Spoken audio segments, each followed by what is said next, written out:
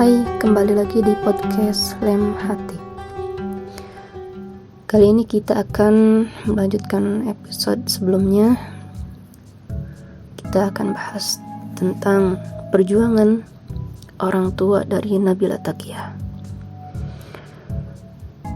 Nabila Taqiyah itu adalah salah satu dari putri Aceh, atau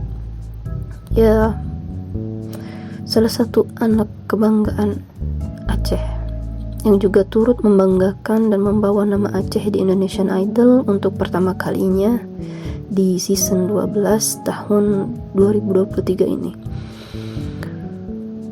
Hadirnya nama Nabila di publik saat ini salah satunya adalah buah dari perjuangan orang tuanya pastinya. Sebelum Nabila berangkat untuk mengikuti audisi Indonesian Idol di Jakarta, ia terlebih dahulu meminta izin dan restu dari kedua orang tuanya untuk bisa berangkat ke ibu kota.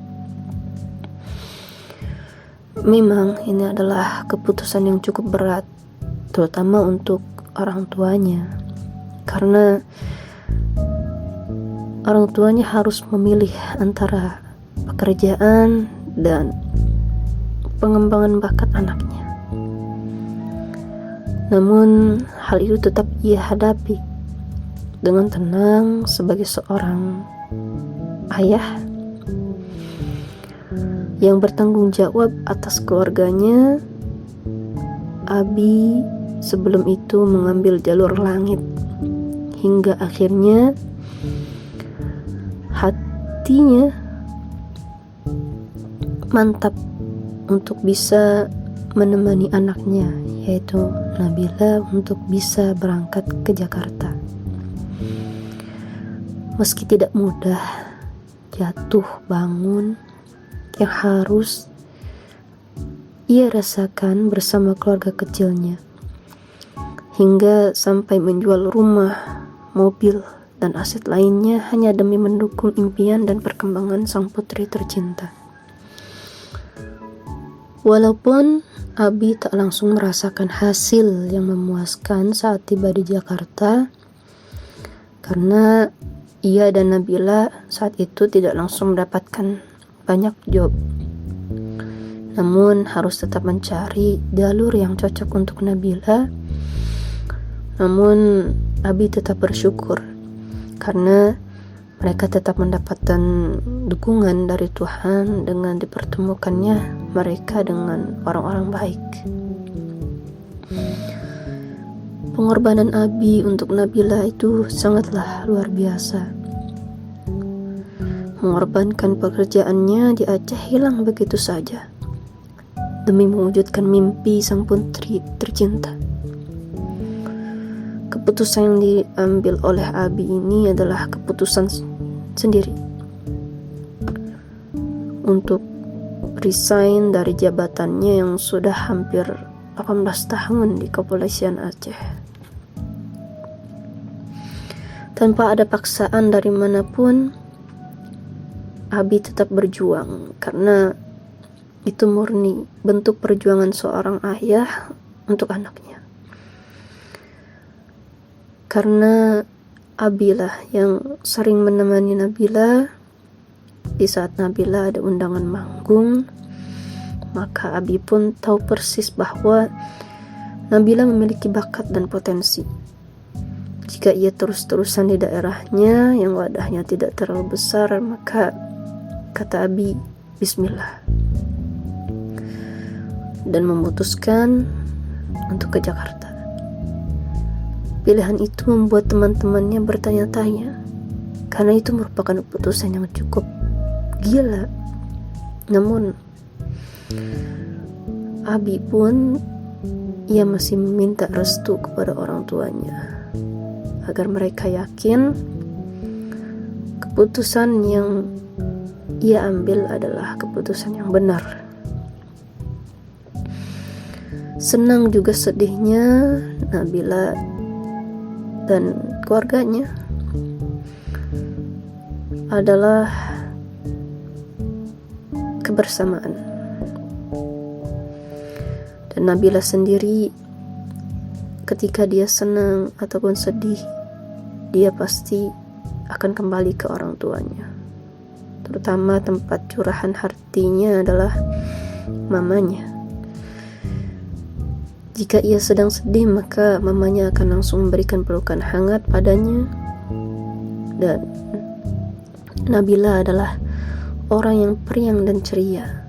Namun jika ia sedang sedih dan ingin curhat, menceritakan keluh kesahnya, maka tempatnya ada pada mama.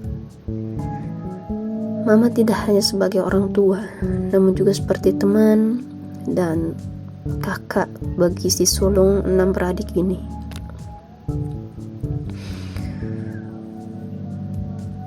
Kita balik lagi ke Abi. Abi adalah seorang ayah dari Nabila yang juga ia memiliki teman seperjuangan ketika masih bekerja di kepolisian Aceh. Salah satunya adalah Sandi Titah Nugraha. Ia adalah salah satu kerabat Abi yang juga sangat mendukung perjuangan Nabila dari ia masih kecil. Ketika itu Nabila masih duduk di bangku sekolah dasar. Tapi ia sudah ditawarkan untuk ikut memeriahkan acara HUT Lantas. Dan Nabila bersama Abi diajak untuk ke Jakarta. Namun Abi kebingungan karena ia tak memiliki uang untuk bisa berangkat ke sana. Namun Pak Sandi meyakinkan Abi untuk tetap berangkat ke Jakarta dan tak perlu memikirkan biaya untuk pergi ke sana. Setelah Nabila mulai duduk di bangku SMA, mulailah keputusan berat dihadapi oleh Abi dan babak baru pun dimulai. Abi banting setir setelah mengundurkan diri dari pekerjaannya di kepolisian Aceh. Berbagai upaya yang ia lakukan untuk tetap memenuhi kebutuhan keluarganya saat itu, ia mencoba untuk berjualan kecil-kecilan, dari mulai berjualan kue, makanan ringan, dan berjualan yang lainnya yang tidak besar untuk tetap mencukupi kebutuhan sehari-hari keluarganya. Hingga Abi berkata pada Nabila, "Apapun pekerjaan kita tak usah gengsi, yang penting itu halal," kata Abi.